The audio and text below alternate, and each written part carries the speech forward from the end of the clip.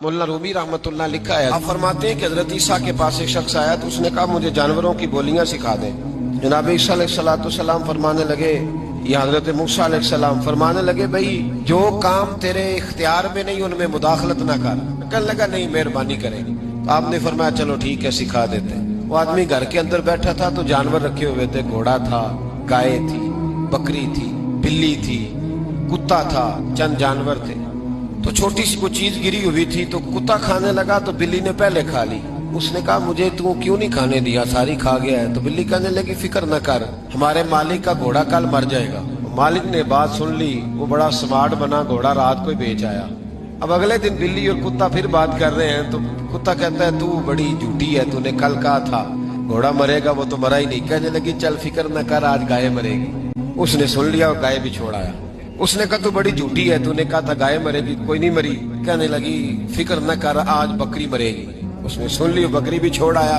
मुल्ला रूमी रहमतुल्लाह तआला अलैह फरमाते हैं कि बिल्ली बड़ी मायूस बैठी है तो दूसरा जानवर कुत्ता उससे पूछता है कि तू आज बड़ी परेशान है, क्या हुआ? कहने लगी परेशान इसलिए हूँ कि आज हमारे मालिक की रूह परवाज कर जाएगी। अब बड़ा परेशान हुआ, हजरत ईसा अलैहिस्सलाम की खिदमत में, हुजूर मेहरबानी करें, वो तो बातें कर रहे हैं जानवर के मेरी बारी है। तो आप फरमाने लगे तुझे कहा था तू जिस हाल में है उसी में रह, आगे बढ़ के मुदाखलत न कर, तू आगे बढ़ा है, तू मर्जी का रिजल्ट चाहता था। कहा हुजूर मेहरबानी करें, अब होगा क्या? आप फरमाने लगे तेरे घर के अंदर एक शख्स की मौत लिखी हुई थी, घोड़े का वक्त आया तो तू उसे छोड़ आया। अब वही मौत जब गाय पे आई तो उसे छोड़ आया। अब तू नहीं बच सकता, इसलिए कि इरादा कुदरत है। तू अपनी मर्जी का रिजल्ट मांग रहा था ना, तो वक्त आ गया है। अगर तू इरादा कुदरत पे रहने देता तो शायद तेरी उम्र लंबी कर।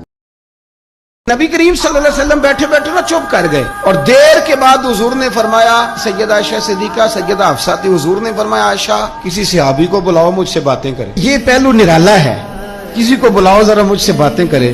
तो जनाब आयशा कहती है मैंने आओ देखा ना ताओ देखा, बेटियां तो बात ही बाप की करती हैं और नंबर दूसरा लग जाए तो फिर भाइयों की। हुजूर ने फरमाया किसी को बुलाओ जरा मुझसे बातें करे। हजरत आयशा सिद्दीका अर्ज करने लगी हुजूर बुलाऊं अपने अब्बा जान को, जनाब सिद्दीक अकबर को बुलाऊं? हुजूर मुस्कुराए और मुस्कुरा के फरमाया नहीं तू रहने दे, प्यार बड़ा है, नहीं तू रहने दे। तो हजरत हफ्सा कहती हैं जब हजरत आयशा पीछे हटी तो मैंने फौरन आगे बढ़ के ना तो अर्ज की हुजूर मैं अपने अब्बा जी जनाब उमर को बुलाऊं? तो हुजूर फिर मुस्कुराए, फरमाया ठीक है उमर भी, पर तू मेहरबानी कर रहने दे, कुर्बान जाऊं हजरत उस्मान आपकी शान पर, क्या नसीबा है।